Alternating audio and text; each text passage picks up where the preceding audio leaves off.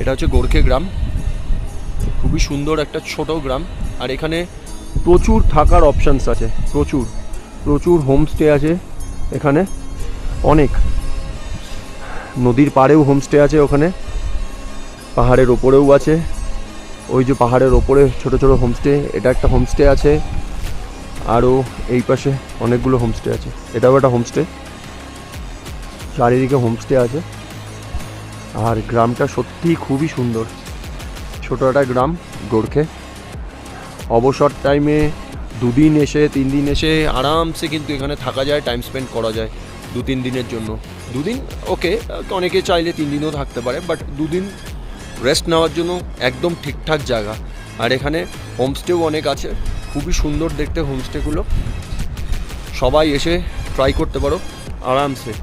আর আমরা এখন এইখানে এই হোমস্টেটার এখানে বসে চা আর চাউমিন খাবো, খেয়ে দিয়ে তারপরে আবার ওই দিকে হাঁটা স্টার্ট করবো টুয়ার্ডস সামেদিনের দিকে।